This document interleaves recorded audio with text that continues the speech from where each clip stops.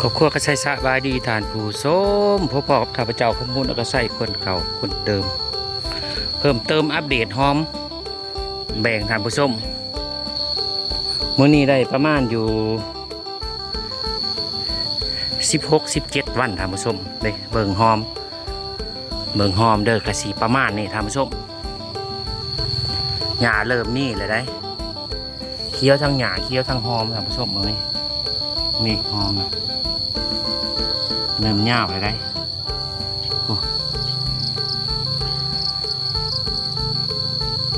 นี่หอมนะฉีดยาบำรุงไปข้างหนึ่งเลยได้ทางผู้ชมยาบำรุงยาอีหยังบัดนี้บริโภคชนาอันนะยี่ห้อเด้อข้าพเจ้าฉีดอันนั้นยาขู่กับซีวิลผสมกับซุปเปอร์เคียวไว้ทางผู้ชมนี่กะซีประมาณนี้แหละหอมนะ10 ปลายวันทางผู้ชมซุปนี้เป็นล่งก่อนเด้อ3-4 นานนี่เป็นล่งก่อนเนาะท่านผู้ชม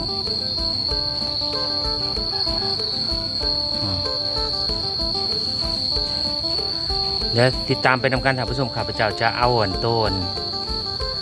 ลงน้ำลังให้เบิ่งเนาะความถี่ความห่างก็ออกประมาณนี้แหละท่านผู้ชมนี่หอมนะหัวน้อยๆท่านผู้ชมน้อยกว่านิ้วก้อยแต่ว่าเวลามันออกมาเบิ่งนี่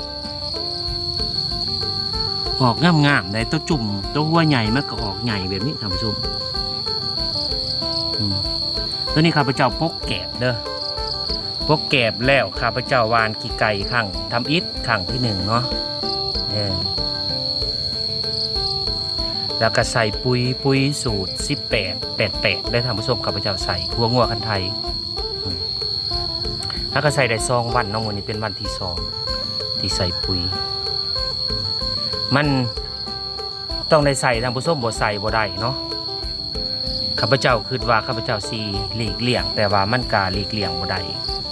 เพราะว่าเฮาเฮ็ดคายทางผู้ชมเฮ็ดคายแน่แล้วก็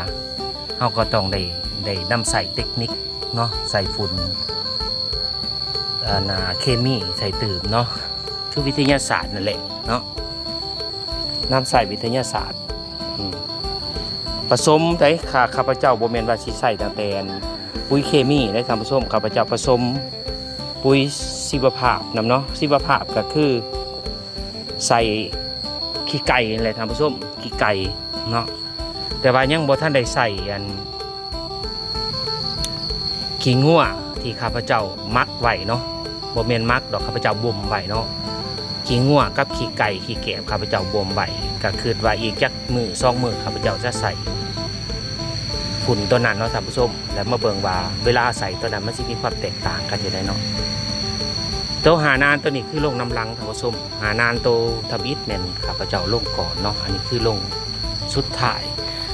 ก็ไล่เลี่ยกัน2-3 วันหนึ่งดอกท่านผู้ชมบ่ได้ห่างกันปานใดเนาะมันกะเกือบจะเท่ากันนั่นแหละเนาะห่างกัน2-3 วันหนึ่งดิงานนี้ก็ออกงามท่านผู้ชมนี่ตัวนี้บ่แม่นเคี้ยวหญ้าเด้อท่านผู้ชมเคี้ยวหอมได้นะเนาะซุปลงน้ำลังนี่หญ้าบ่ค่อยมีท่านผู้ชมหานานน้ำอิฐน่ะหญ้า แต่ว่าตัวนี้แปลกอยู่ว่ามันเป็นยังคือหญ้าบ่เกิดเนาะเกิดอยู่กับมะยอมซอมแซมได้แบบนี้มันมีแต่หิเตหญ้านี่ท่านผู้ชมหญ้าเป็นฟอยๆน่ะบ่เห็นเนาะ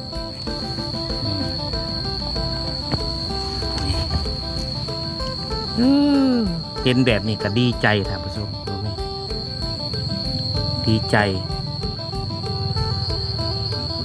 ถาบรรลุนบัดอันสีขายอีกเด้อท่านผู้ชมแต่ว่าย่ามนี่มันการในราคาอยู่ดอกท่านผู้ชมเพราะว่ามันเป็นย่ามฝนเห็ดยากเนาะพร้อมเห็ดยากข้าพเจ้า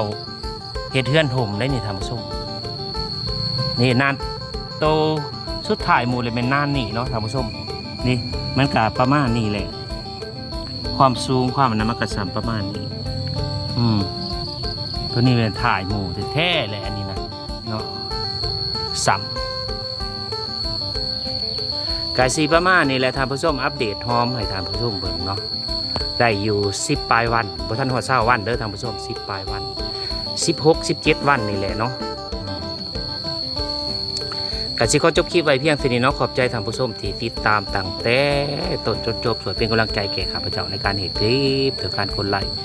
กดแชร์กดติดตามเป็นการส่งเสริมข้าพเจ้าไปในตัวกะสิขอลาท่านผู้ชมไปเพียงเท่านี้พบกันคลิปหน้าบายบาย